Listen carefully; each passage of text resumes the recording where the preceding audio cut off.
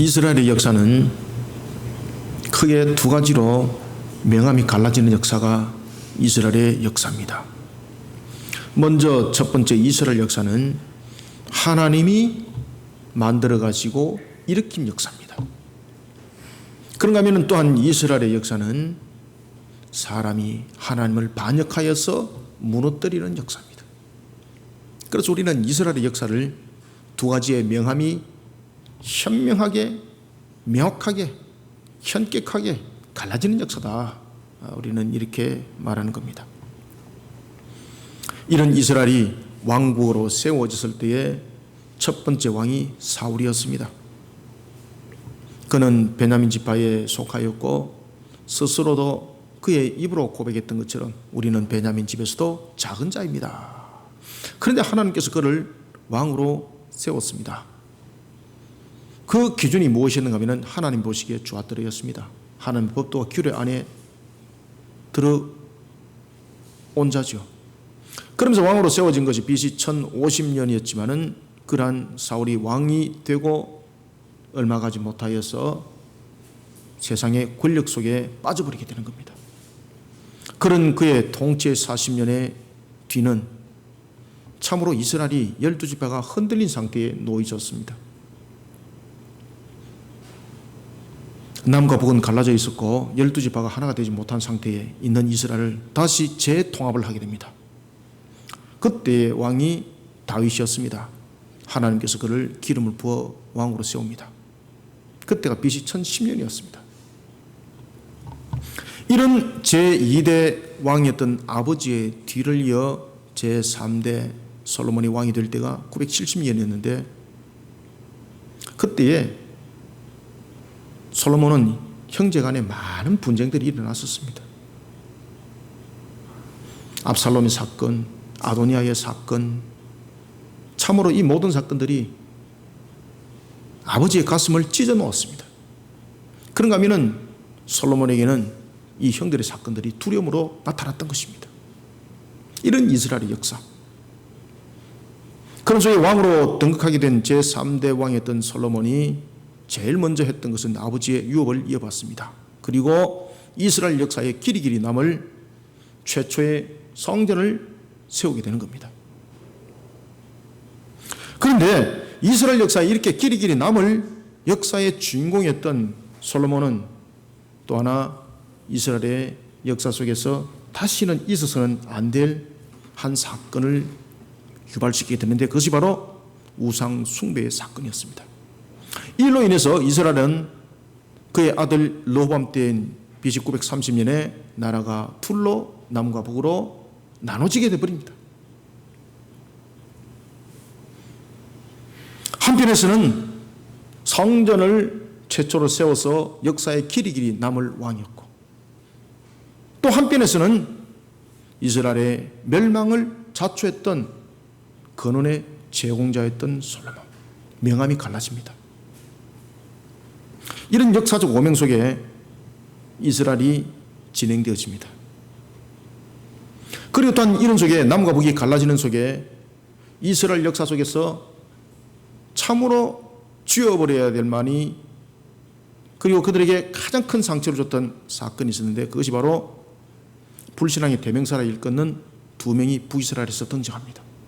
한 사람은 북이스라엘의 제1대 초대왕이었던 여로보암 1세였고 이보다 더 강력한 또 한 사람이 있었는데 그것은 바로 북이스라엘의 제7대 왕으로 등극했던 아합이었습니다. 이 두 사람의 악영향은 얼만큼 악영향이 극심했던지 남과 북을 그냥 영적으로 휩쓸어버리는 그런 영향 가운데에 작용을 하게 되는 겁니다.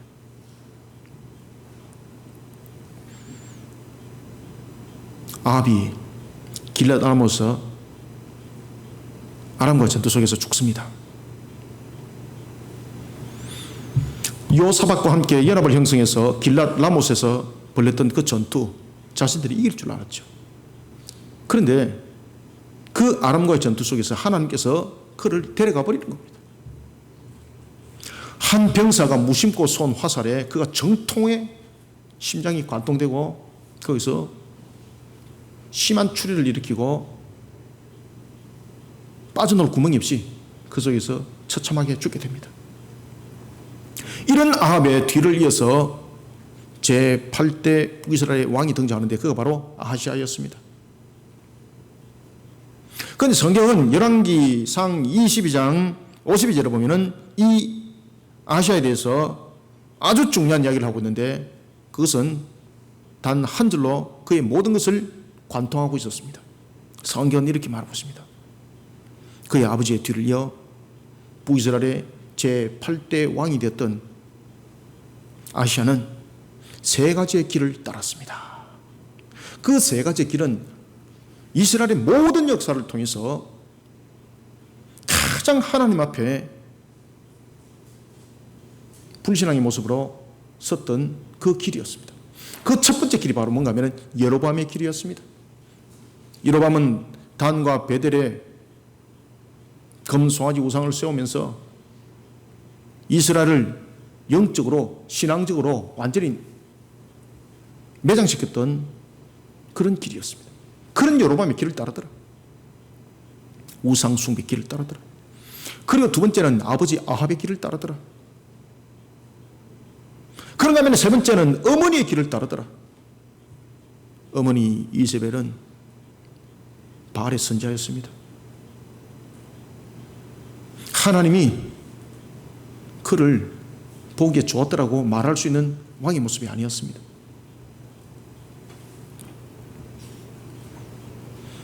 그런 속에 그는 북이스라엘을 아주 영적으로 병들게 만들게 되는 겁니다. 사랑하는 성도 여러분, 우리는 마치 아하시아가 영적으로 병든 시대와 같은 그런 시절의 모습으로 우리는 살아가고 있습니다. 그것이 이 나라의 민족의 모습이기도 합니다. 이 나라와 이 민족의 모습이 아하시아의 그 시대와 그 시절의 모습과 마치 못한 것 같은 그런 시대에 우리의 모습들은 세워져 있습니다.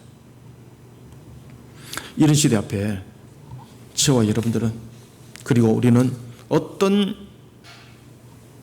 그리스도인으로서 이 길들을 이 시대 앞에서 이 길들을 가야 될까요?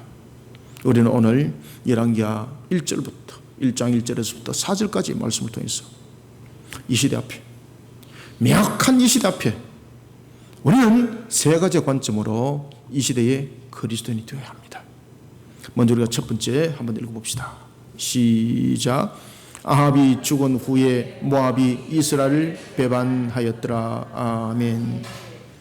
여러분들 1절부터 지금 2절을 통해서 아합이 죽은 후에 두 사건이 벌어집니다.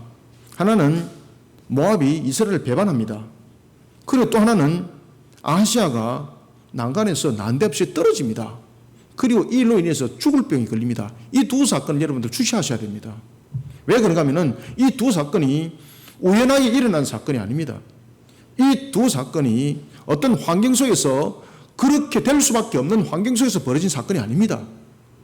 이 두 사건은 일어날 수 없는 사건입니다. 일어날 수 없는 사건이 지금 일어난 겁니다. 바로 아하시아를 향한 하나님의 음성이었습니다. 아하시아를 향해서 하나님께서 두 음성을 들려주고 있는데 아하시아가 이 음성을 깨닫지 못하는 겁니다. 영적으로 흑암에 가리다 보니까 하나님께서 영적 메시지를 던져주고 있고 음성을 들려주고 있고 사건을 통해서 알게 하고 있는데도 불구하고 모르고 있는 겁니다. 그런데도 불구하고 그가 이 두 사건을 겪으면서 그가 누구를 찾아갑니까? 바알세불을 찾아간다니까요. 바알세불. 왜?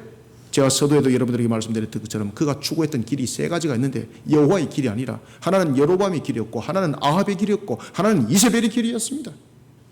이 모든 것의 세 가지 관점이 뭔가 하면 여호와를 버리는 길이었습니다. 지금 우리가 살아가고 있는 시대가 바로 이러한 세 길 속에 우리는 달려가고 있습니다. 우리는 이러한 시대에 이러한 지도자를 통해서 또한 우리가 이렇게 가고 있습니다. 이런 영적 흑암 시대에 우리는 어떤 그리스도인으로서 이 나라 위에 서야 하고 이 민족 위에 서야 하는가라는 것입니다. 먼저 첫 번째는 1절부터 2절입니다. 시대가 흑암의 시대고 흑암의 세대입니다. 지금 우리는 흑암의 세대로 하여금 만물의 절대 주권자 되시고 죽은 자 되시는 하나님의 심판과 종말을 바르게 알도록 영적으로 일깨우는 이 시대의 그리스도인이 되어야 됩니다. 불신앙의 대명사 북이스라엘의 제7대 왕 아하, 그는요 아주 모략이 뛰어난 자였습니다. 열왕기하 8장 18절에 보면은 그 당시에 남과 북이 이미 갈라진 상태에 있는데 이 남과 북을 하나로 아합이 연결을 하게 됩니다. 열왕기 8장 18절에 보면은 그 당시에 유다에는 남유다에는 여호사밧이 왕이었습니다. 이 여호사밧의 왕을 아합이 얼마나 충동질을 했겠습니까? 충동질하고 유혹하고 이러면서 동맹을 맺는 측면에서 자신의 딸을 그 아들의 아내로 가정을 이루게 합니다. 여호사밧의 아들인 여호람의 아내가 되게 하는 겁니다. 그 딸이 그 아내의 이름이 남유다의 피해 역사를 기록했던 바로 아달랴가 되는 겁니다. 이런 아합의 충동은 자신의 딸을 여호사밧의 며느리로 삼는 것으로 끝내지 않습니다. 아합은 자신의 세력을 키워나가는 측면에서 여호사밧에게 당근을 던집니다. 당신이 나와 함께 동맹을 맺어서 이 전투를 치르게 되면은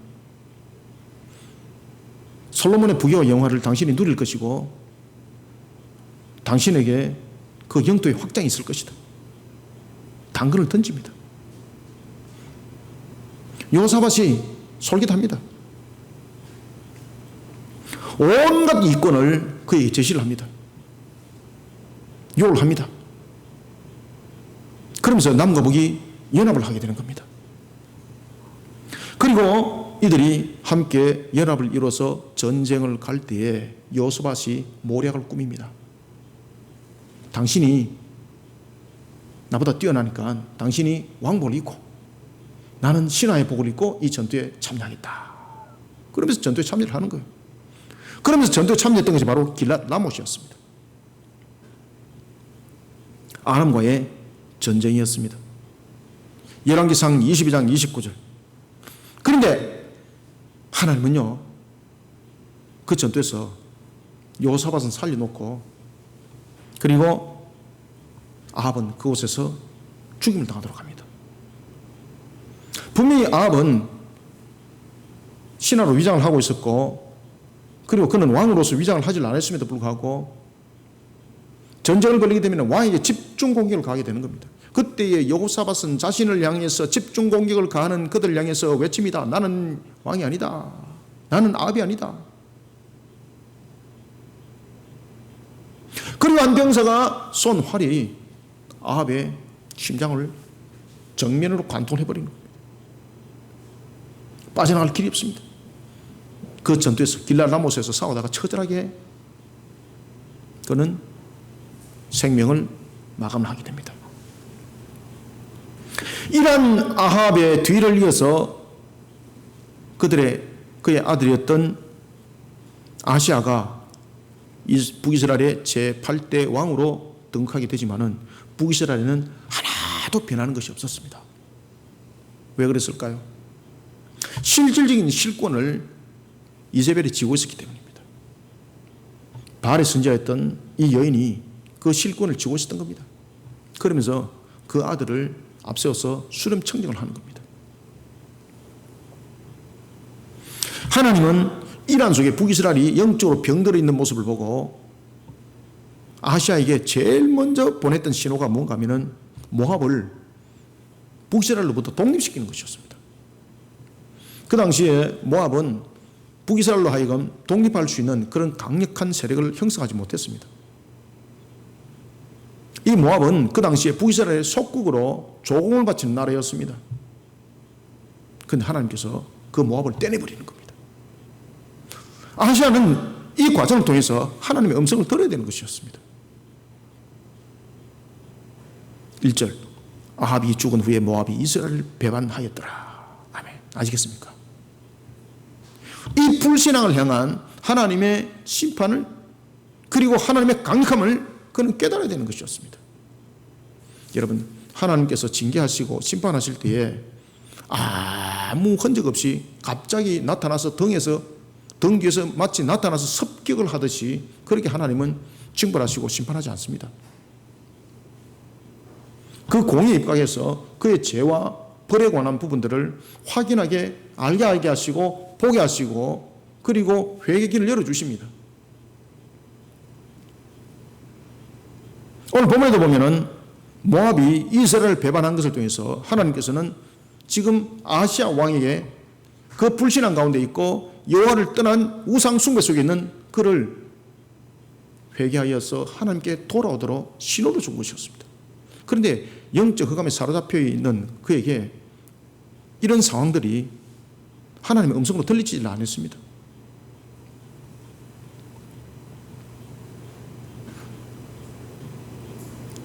(1차로) 하나님의 음성을 들리지 못하니까 하나님께서 더 강하게 때립니다.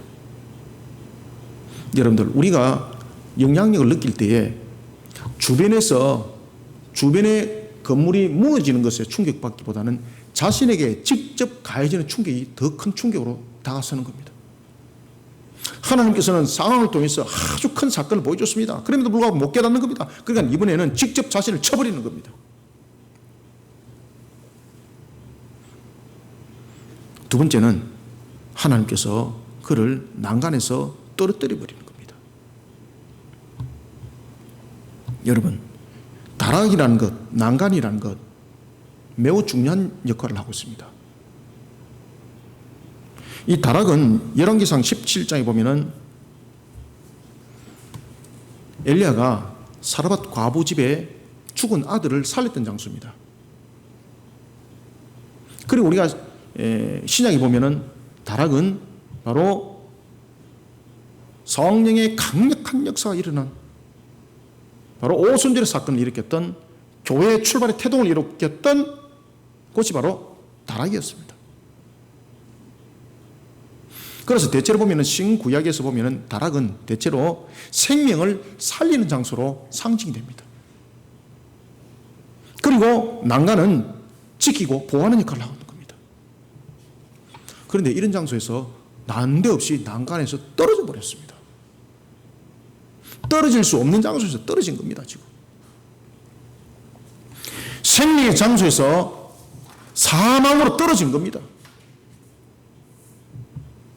그런데 불신앙 가운데 놓여있던 아하시아는 이런 하나님의 형벌을 깨닫지 못하는 겁니다.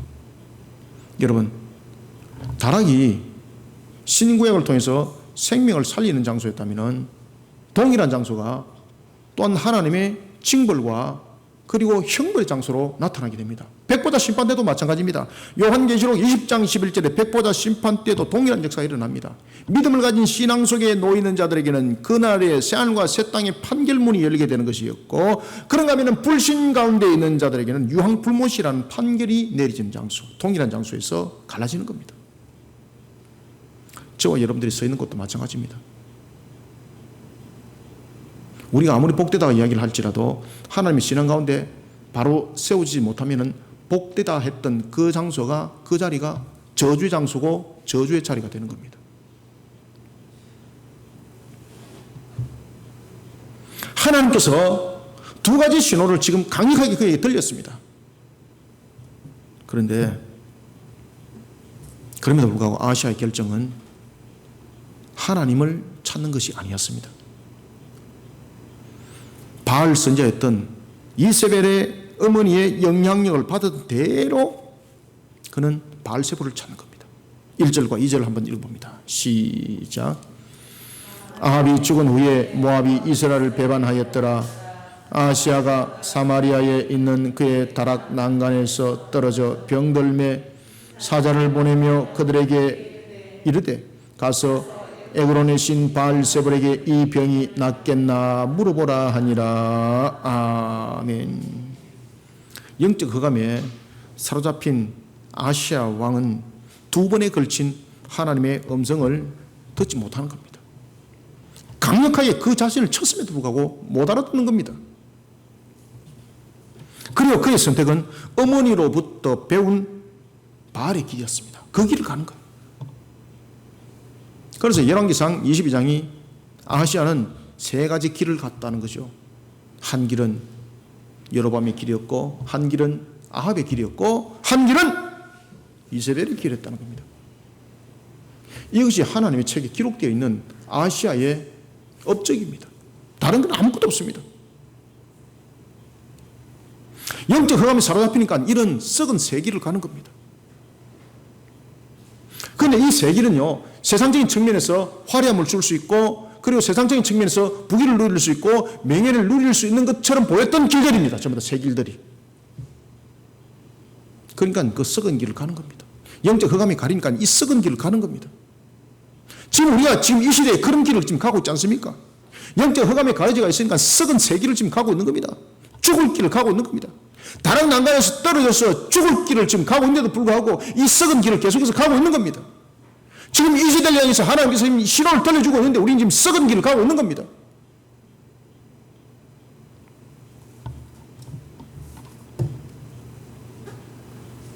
여러분,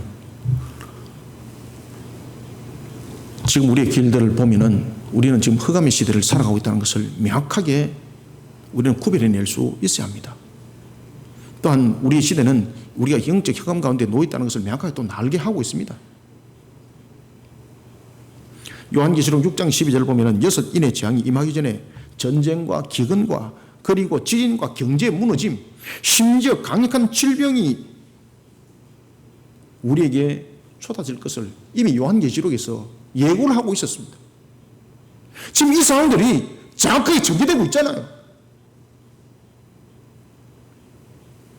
그러나 영적 흑암에 사로잡힌 아하시아와 같은 모습을 하고 있는 이 시대의 사람들은 깨닫지 못하고 있습니다. 왕의 자리에 세워진 자도 깨닫지 못하고 있습니다.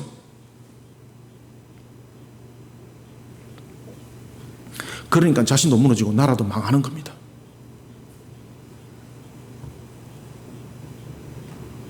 사랑하는 성도 여러분, 이 시대를 일깨우지 않으면 나라가 망하는 것으로 끝난 것이 아니라 저 여러분들과 함께 죽습니다. 함께 끝장나는 겁니다. 결국은 함께 무너지는 겁니다.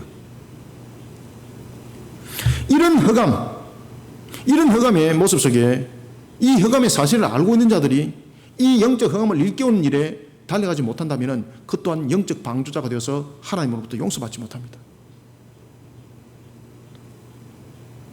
하나님의 경고의 음성을 들어야 됩니다. 하나님의 경고의 음성이라는 것은 그 당사자뿐만 아니라 모든 일을 향한 하나님의 음성입니다. 네 이렇게 벌 받을 것이야 라는 부분들을 우리를 통해서 계시해 주는 것은 그에게 영적 흑암이 가려있으니 네가 증거하는 자 되라는 것을 함께 정리해 주고 있는 겁니다. 그런데 마치 제3장인 것처럼 방관하고 있고 방치를 하고 있는 그도 하나님이 함께 벌한다는 사실을 기억하시길 바랍니다. 하나님의 경고의 음성을 나라가 들어야 합니다. 그런데 나라만 듣는 것이 아니라 교회가 들어야 합니다. 교회가 움직여야 합니다. 하나님을 욕되게 하고 살아남은 자는 단 한 명도 없습니다. 만물의 절대 주권자 되시고 주관 되시는 하나님께서 전쟁을 통해서, 기근을 통해서, 경제를 통해서, 질병을 통해서 심판과 종말을 우리에게 계시해 주었습니다. 지금도 알려주고 있습니다. 여기에 대해 흑암 속에 사로잡힌 자들이 지금 개걸음을 치고 있는데 이것이 나라의 지도자들만 개걸음을 치고 있는 것이 아니라 교회가 함께 개걸음을 치고 있는 겁니다. 심각합니다, 지금.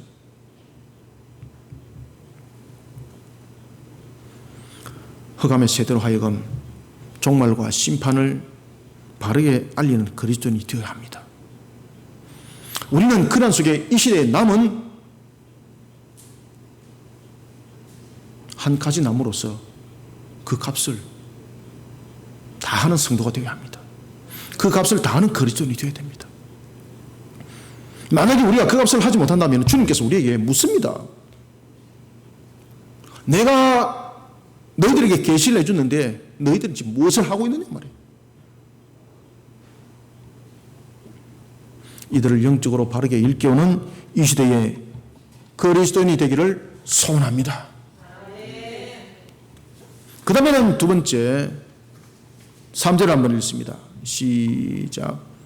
여호와의 사자가 디셉 사람 엘리야에게 이르되 너는 일어나 올라가서 사마리아 왕의 사자들을 만나 그에게 이르기를 이스라엘에 하나님이 없어서 너희가 에글론의 신 바알세볼에게 물으러 가느냐. 아멘.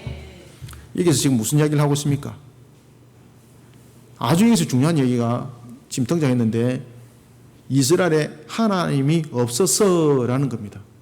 이스라엘에 분명히 지금 하나님이 있는데 너희들이 이스라엘에 하나님이 없어서 다른 데 지금 물으러 가느냐 이 말입니다. 뭡니까? 번지수 좀 똑바로 찾아라 이 말입니다. 지금 이 시대가 흑암에 가렸다 보니까 영적 번지수를 못 찾는 겁니다.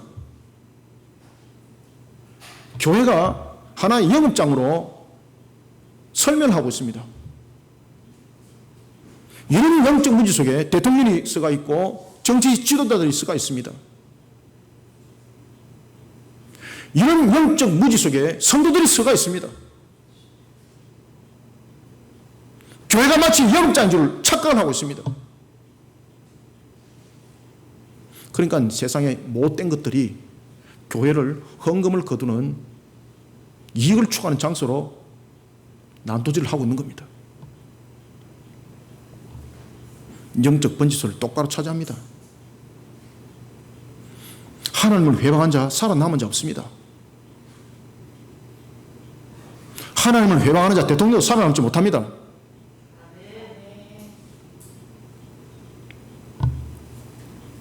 두 번째는 우리는 3절을 통해서 흑암의 세대로 하여금 영적 번지를 바르게 찾아가도록, 흑암의 세대로 하여금 영적 번지를 바르게 찾아가도록 그리고 이들을 예수 그리스도의 십자가 길로 인도하는 이 시대의 그리스도인이 되어야 됩니다.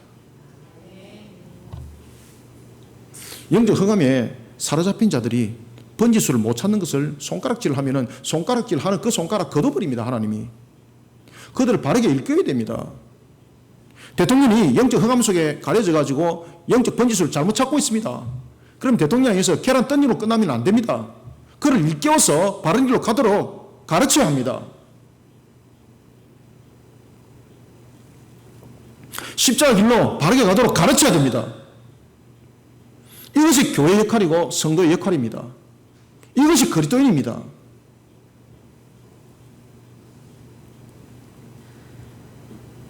지적만 하고 있으니까 진영 논리가 생기는 거예요. 편가름이 생기는 거예요.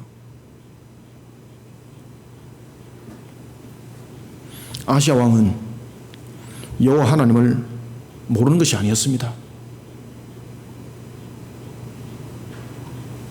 영적 흑암 속에서 분별력을 잃어버리니까 하나님이 어떤 분인가를 깨닫지 못했던 겁니다.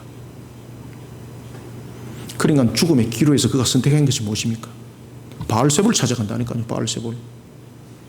왜? 그가 추구했던 길이 세 가지 길이었거든요. 여로밤의 길, 아합의 길, 이세벨의 길.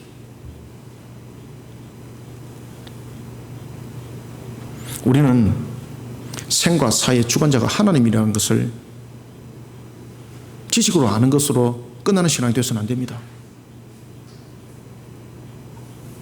영적 흑암 속에 가려 있는 자들은 이것을 알지 못합니다. 그러니까 엉뚱한 곳에서 번지수를 찾고 있습니다. 우리는 이것을 바르게 일깨워서 생과 사와 화복의 주관자가 하나님이라는 것을 바르게 가르쳐야 합니다.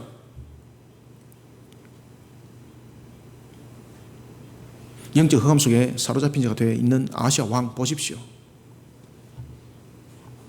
그가 찾는 것은 무엇입니까? 바알 선지자였던 어머니로부터 받았던 영양 바알세볼을 찾아가는 것이 그의 전부였습니다. 자신의 병을 그곳에 가면은 회복받을 수 있겠다라는 그런 믿음을 가지고 가는 거죠. 그래서 물어봐라는 겁니다. 물어봐라.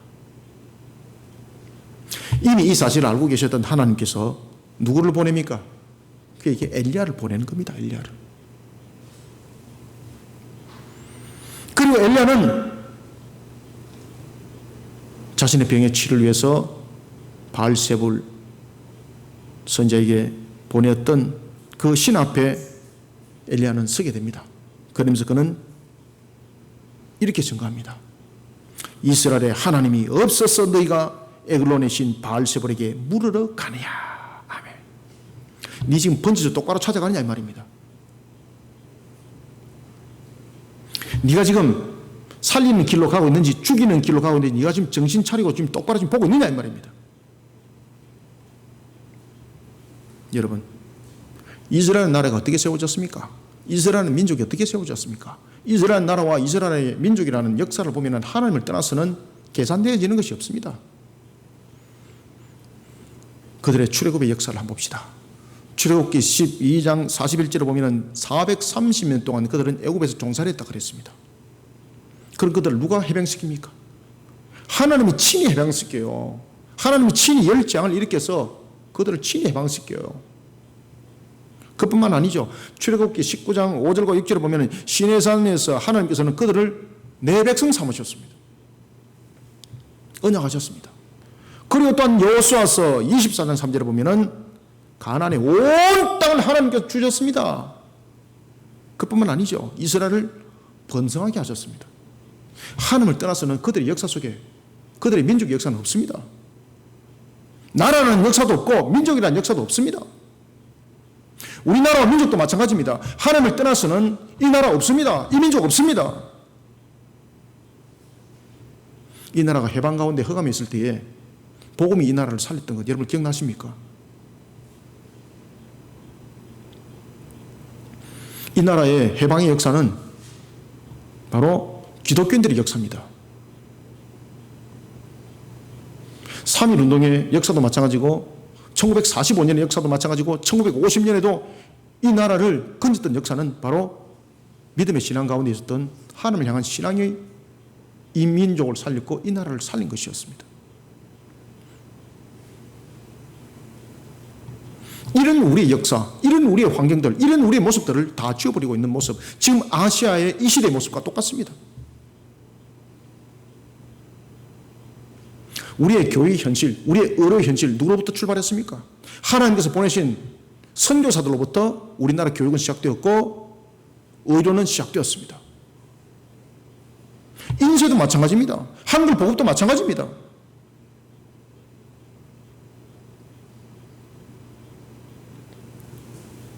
영적 번지수를 바르게 찾지 못하니까 엉뚱한 짓들을 하고 있는 겁니다. 아시아 보십시오. 영적 번지수를 알지 못하니까 엉뚱한 곳에 가서 노크를 하는 거예요. 하나님을 향해서 노크를 해야 되는데 바알세불을 찾아가서 노크를 하는 거예요. 그러니까 하나님께서 엘리야를 보내서 네 지금 번지수 똑바로 찾아가고 있느냐 물어보는 거예요. 지금 이 민족을 향해서 이 나라를 위해서 하나님께서 물어보고 있는 거예요. 네 지금 번지수 똑바로 찾아가고 있느냐. 위정자들에게 하나님께서 지금 질문하고 있어요. 네 지금 나라 똑바로 이끌어가고 있느냐. 하나님께서 교회를 향해서 지금 노크를 하고 있어요. 교회가 지금 영적으로 똑바로 이끌어가고 있느냐. 영적 번지수 똑바로 찾아야 됩니다. 자신이 어디를 갈지를 어디를 가고 있는지도 알지 못하면서 가기만 하면은 다 되는 겁니까? 엉뚱한 곳에 목적 세워놓고 목표 세워놓고 가기만 하면 되는 겁니까? 그것이 하나님을 회방하는 목적이고 하나님을 회방하는 목표면은 그것은 죽는 겁니다. 가서는 안 되는 길입니다. 성취욕에 사로잡혀가지고 진영 논리 속에 썩은 열매를 맺고 있는 이 나라 위에 이 민족 위에 교회 위에 하나님이 지금 묻고 있습니다. 똑바로 너희들 지금 가고 있느냐 말이에요. 3절을 다시 한번 읽읍시다. 시작. 여호와의 사자 디셉 사람 엘리야에게 이르되 너는 일어나 올라가서 사마리아 왕의 사자를 만나 그에게 이르기를 이스라엘에 하나님이 없어서 너희가 에글론의 신 바알세불에게 물으러 가느냐. 아멘. 여러분, 지금 이 시대에 이세벨은 누굽니까? 지금 이 시대에 아시아는 누굽니까? 영적으로 감지 똑바로 하셔야 됩니다. 이 시대에 이세벨은 바로 요한계시록 13장 1절부터 5절에서 나타나는 우리의 영적 눈을 완전히 덮어버리고 있는 적그리스도의 세력들입니다. 요한계시록 13장 5절에 보면 이 적그리스도가 42달에 일할 권세를 받는다고 말하고 있습니다. 종말의 대환란에 나타나는 이래의 환란 가운데 임할 후 3년 반에 42달은 적그리스도가 왕성하게 일어나는 사건입니다. 그런데 그 전에 이미 적그리스도는 시작되는 겁니다. 적그리스도는 42달의 환란에 짠 나타나는 것이 아닙니다. 적그리스도는 세력화를 형성해서 42달을 형성을 하는 겁니다. 열매를 그때의 풍성히 맺는다는 뜻입니다. 그러면은 지금 이미 적그리스도는 시작되고 있습니다. 영적 눈으로 한번 보십시오. 마귀는 정치적으로, 경제적으로, 군사적으로, 사회적으로, 종교적으로 첫째 곳곳에 적그리스도의 세력을 지금 씨를 뿌려놓고 있습니다. 그래서 어떤 나라는 이미 지도자가 적그리스도화되어인 나라도 있습니다. 이것이 나중에 42달에 하나로 통일을 이루는 겁니다.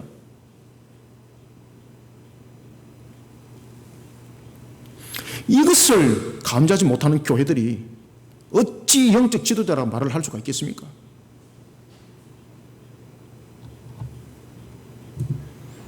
최종적인 결론이 42달입니다. 그 전에 이미 적그리스도는 시작되는 겁니다. 이미 시작되었습니다. 지금 그 현상들이 지금 나타나고 있습니다.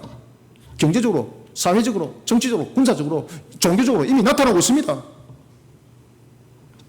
적그리스도는 이미 우리 가운데 세력화를 형성하고 있습니다. 각 분야에서 잘하고 있습니다.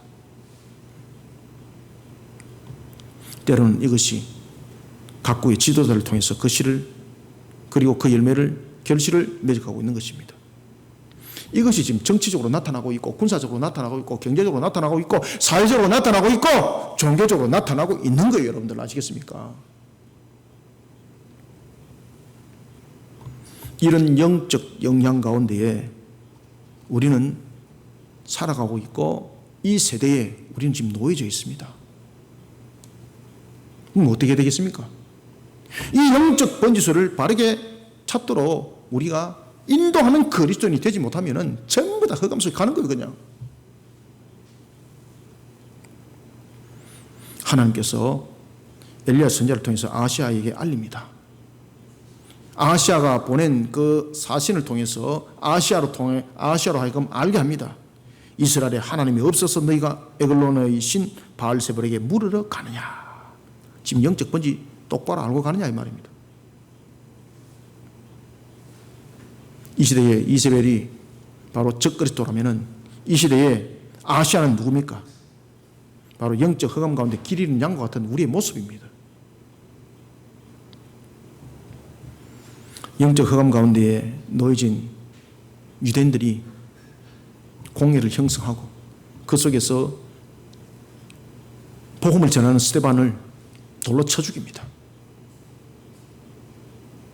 자신들이 볼 때는 스데반을 돌로 쳐 죽이는 것이 공의입니다. 그런데 그들의 공의는 지금 하나님을 향해서 대적하는 것이었고 불법이었고 죄였습니다. 그때 사도행전 7장 6절에 보면 스데반이 마지막 호흡을 멈추면서 이렇게 말합니다. 주여, 이 죄를 그들에게 돌리지 마옵소서. 아멘. 왜?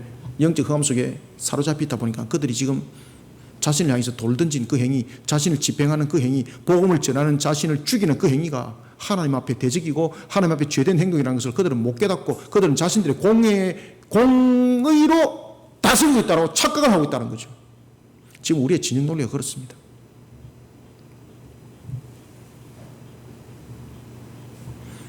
이때 스데반은 자신이 목숨이 다하는 그날까지 영적 흑암에 가려진 그들 향해서 진리를 보지 못하는 그들에게 하나님 진리로서 눈을 밝혀주옵소서 이렇게 기도를 하고 있는 겁니다. 사랑하는 성도 여러분, 영적 흑암에 놓여있는 이 시대로 하여금 영적 번제를 바르게 찾을 수 있도록 영적 영향력을 끼쳐야 됩니다. 영적 영향력을 끼치는 그리스도인들이 되어야 됩니다. 영적 흑암에 놓여있는 영혼들을 살리는 예수 그리스도, 영적 흑암 속에 놓여있는 영혼들을 살리는 예수 그리스도 십자가 길로 이 시대의 영혼들을 인도하는 우리는 이 시대의 그리스도인이 되기를 소망합니다. 그 다음에는 세 번째, 우리가 어떤 이 시대의 그리스도인이 되어야 되는가. 4절 한번 읽읍시다. 시작.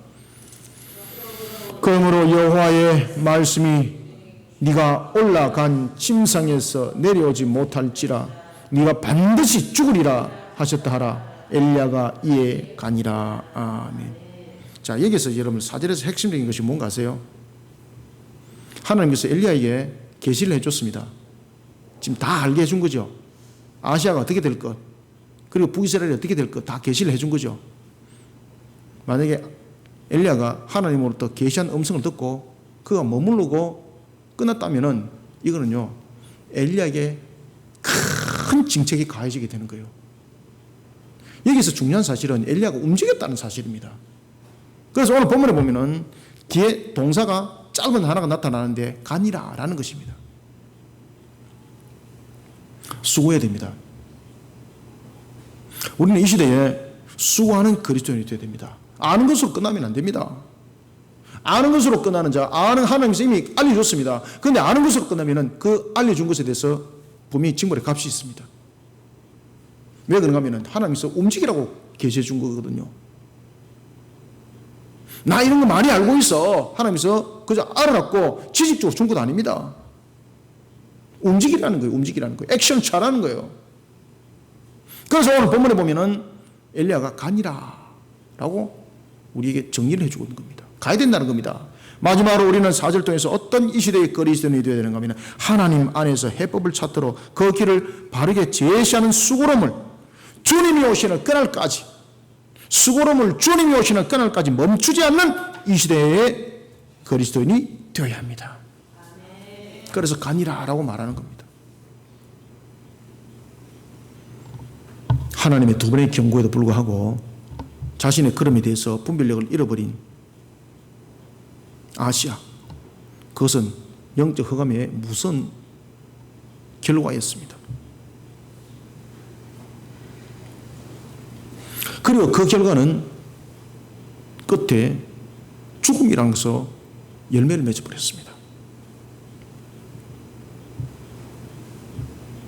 여러분, 우리는 주님이 다시 오시는 그날까지 죽음이라는 것은 두 가지로 그 성격이 구별됩니다. 첫 번째는 불신자를 향해서 죽음은 데살로니가 후서 1장 9절의 말씀처럼 영원한 형벌이 되는 겁니다. 이들에게는 요한계시록 21장 8절 둘째 사망이 기다려질 뿐입니다.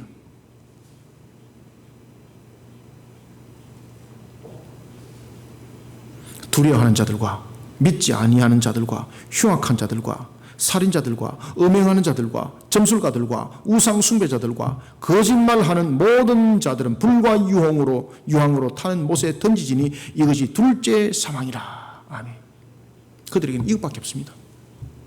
그런데 죽음이 반면에 신자들에게는 아주 중요하게 다가오고 있는데, 그것은 죽음이라는 것은 더 이상 죄를 짓지 않는 모습으로 주님이 다시 오실 그날을 기다리는 모습입니다.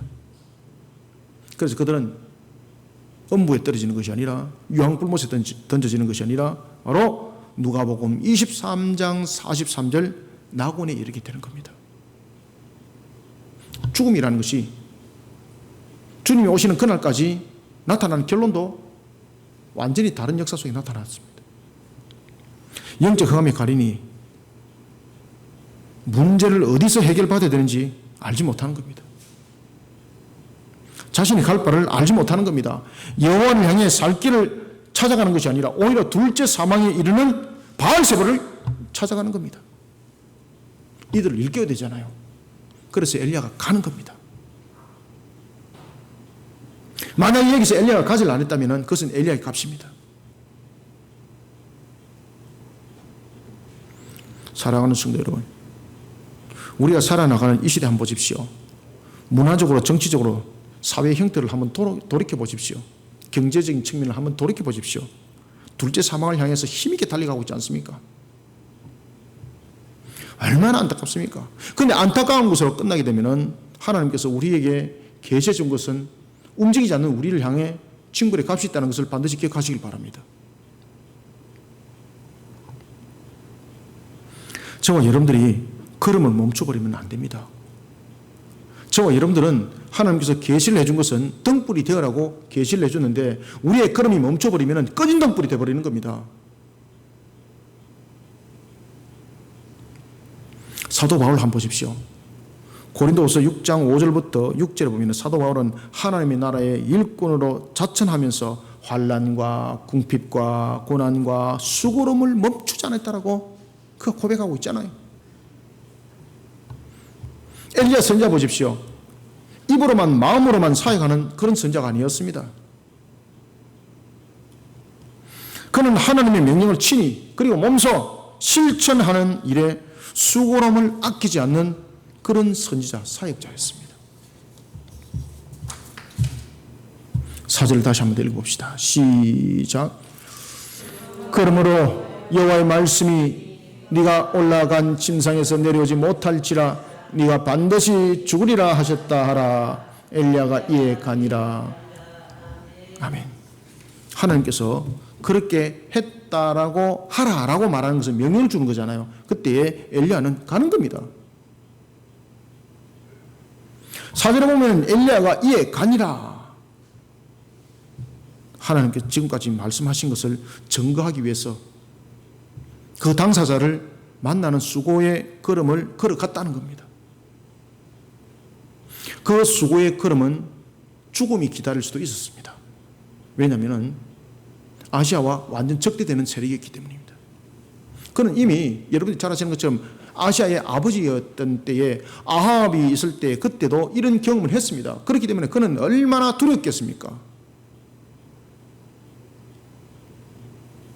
그런데 그는 이 사명을 감당하는 겁니다. 열왕기상 18장 19절부터 46절에 보면 엘리야 선지자는 바알이 가짜신이고 여호와가 참신이라는 것을 증명하기 위해서 바알 선지자들과 함께 갈멜산에서 결투를 벌이는데 그때 바알의 선지자들은 400명이었습니다. 자신은 혼자였습니다. 얼마나 두려웠겠습니까? 그런데 하나님을 증거하기 위해서 증명하기 위해서 그는 자신이 갔습니다. 하나님 어떻게 너 혼자 가란 말입니까? 400명이니까 400대 400 만들어야죠. 아닙니다. 그는 천군 천사와 함께 갔습니다. 하나님께서 가라 그러니 갔더라라는 것은 내 혼자의 몸일지라도 천군 천사가 함께 한다는 것을 믿으시기 바랍니다. 그래서 갈멜산에 관한 그 경험을 통해서 하나님께서 명령했을 때에 엘리야는 자기 혼자지만 가는 겁니다. 천군 천사가 함께 한다는 것을 그는 믿었기 때문입니다. 그리고 영적인 눈으로 그는 보았기 때문입니다. 400명이 기다리고 있는 갈멜산을 혼자 갔습니다. 그리고 그곳에서 여호와 하나님이 살아계신 하나님이고 여호와 하나님이 참신이라는 것을 증명해내었습니다. 그리고 그는 그곳에서 온 이스라엘을 회개시킵니다. 가야 됩니다. 간이 역사가 일어났고 간이 살아계신 하나님의 산역삼이 그를 통해서 역사를 일으켰던 겁니다. 가야 됩니다. 안 가고 마음만 있고 안 가고 말만 하면 역사 안 일어납니다. 사랑하는 성도 여러분, 엘리야 선지자처럼 그리고 사도 바울처럼 하나님 안에서 해법을 찾도록 그 길을 바르게 제시하는 수고로움을 아끼지 않아야 합니다. 그 수고로움을 아끼지 않는 그리스도인으로서 우리는 이 시대를 걸어가야 합니다. 언제까지 말입니까? 하루만 하면 됩니까? 한 편만 하면 됩니까? 아닙니다. 주님이 오시는 그날까지 해야 됩니다.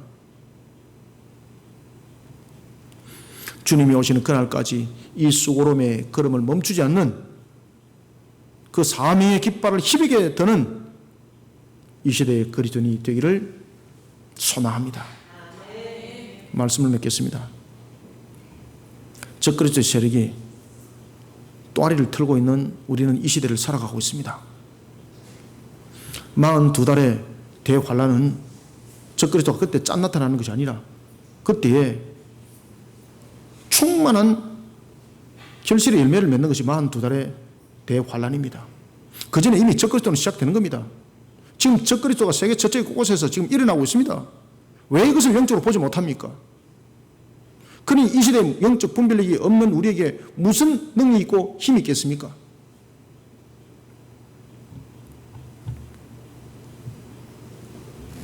우리는 이 세대와 그리고 이 시대를 직시해야 됩니다. 적그리스도 세력이 정치와 경제, 군사 그리고 사회와 종교를 통해서 각 분야에 지금 씨를 뿌리고 있습니다. 거기다가 하나님께서는 우리에게 더욱더 알려주고 있습니다. 가뭄과 기근과 전쟁과 그리고 환경을 통해서 말입니다. 뿐만 아니라 결정타로 질병을 통해서도 지금 우리에게 요한계시록의 말씀 그대로 지금 계시를 해주고 있습니다. 그런데 놀랄 사실은 못 깨닫는 겁니다. 그런데 이런 영적 허감이 있는 그들은 스스로 깨달을 수 있는 능력이 없습니다. 주님께서 우리를 통해서 이미 계시해 준 것은 엘리야처럼 가라는 것입니다. 가는 자가 있어야만이 그 허감이 거둬지는 겁니다. 종말의 날을 예고하는 종말의 때에 이 현상들을 흑암에 가린 자들에게 스스로 어떻게 깨달으라고 말할 수 있습니까? 우리가 가야 됩니다. 수고로움이 있어야 합니다. 이것은 분명하고 확실합니다.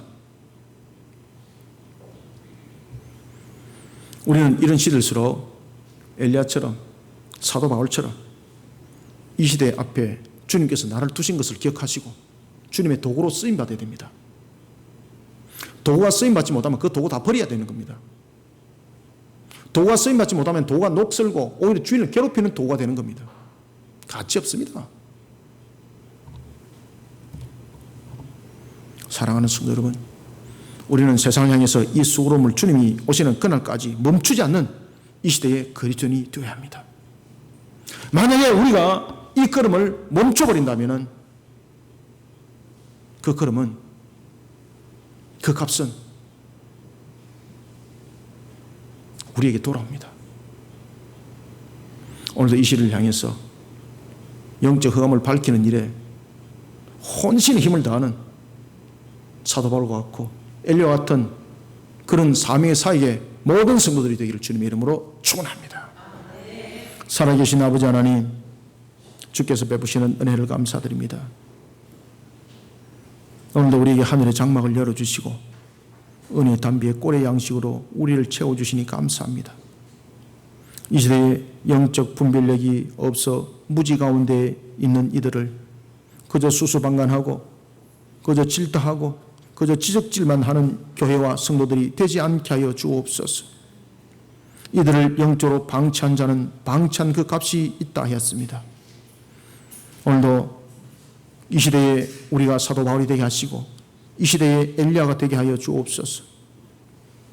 영적 흑암 속에 사로잡힌 자의 모습을 하고 있는 그들 향해서 주님의 십자가 복음을 바르게 증거해 내는 일에 그 수고로움을 주님이 오시는 그날까지 멈추지 아니하는 참 그리스도인의 십자가 길들을 가기를 소망합니다. 오늘 주신 말씀이 우리에게 잘 조명되어지고 하나님이 주신 음성이 되게 하여 주시며 우리 마음 속에 우리를 인격적으로 그리고 또한 우리의 모습들이 지정과 다 움직여 하나님의 결실을 맺는 모습으로 그 열매의 말씀으로 살아 움직이게 하여 주옵소서. 오늘도 이 말씀이 우리의 심령 속에 떨어져서 지식으로 와닿지 않게 하시고 생명이 되게 하여 주시고 움직이는 동력이 되게 하여 주옵소서. 오늘도 살아계신 하나님의 말씀이 하늘의 문이 열리는 말씀이 되게 하여 주시고 우리로 하여금 그 말씀에 요동치는 일으킴을 받는 주님의 권능의 말씀이 되게 하여 주옵소서. 하나님, 오늘도 종을 통해서 증거되진 말씀이 철장 권세가 되게 하시고 이 한날의 금의 말씀이 되게 하시고 혼과 육과 골수를 찔러 쪼개게 하여 주님의 역사를 일으키게 하여 주옵소서. 예수님의 이름으로 기도드렸나이다. 아멘.